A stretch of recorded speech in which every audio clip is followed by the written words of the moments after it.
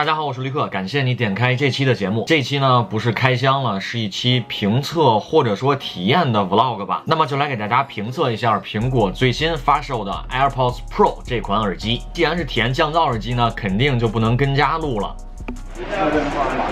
所以现在呢就来到了首都机场，然后我们一块儿来坐飞机体验一下这款耳机的降噪效果到底怎么样吧。我想说的一点是，拿到这个耳机第一时间的感觉是它做工有一点糙，就是它的这个壳会发声啊，非常松散的感觉。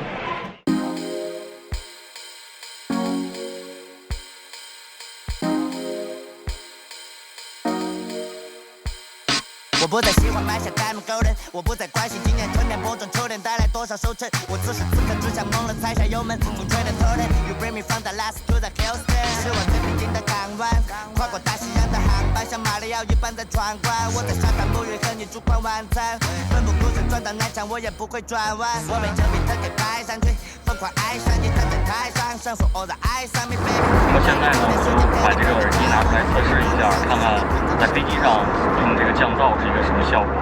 目前不戴这个耳机呢，这个飞机的低频噪音非常的明显。现在戴上来看看。我设置的是戴上来会直接启动降噪效果。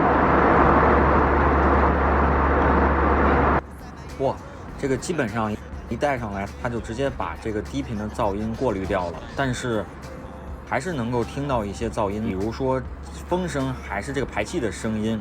另外还有这个别人说话的声音也都比较明显，还有这个包装纸的声音吧，都能够听得比较清楚。整体来说还是处理的不错。再把它摘下来感受一下，我这个只有这样对比才能够感受到这个耳机的降噪效果多么明显，因为一摘下来它就启动了这个透明模式，声音都收得非常的清楚。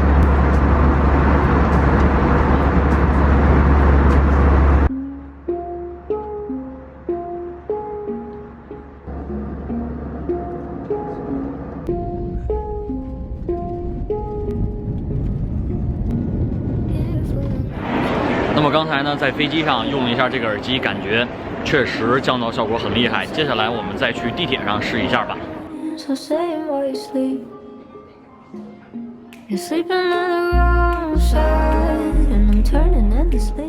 我觉得这个耳机呢，在地铁站是还是能够听到报站一些声音的，但是像后面的这个电梯的声音啊，然后以及那些很空的噪音，可以削弱相当大的一部分。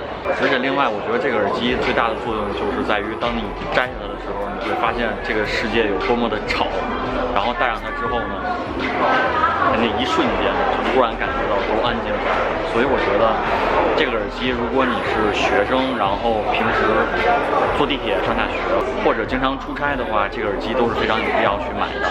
当然，如果你除了这两种情况呢，我觉得我还没有想到别的场景，至少在这两种情况下面，这个耳机还是非常管用的。I can't find myself anymore with foreign people. Your might help on. I want things like they were before, but I don't know myself anymore.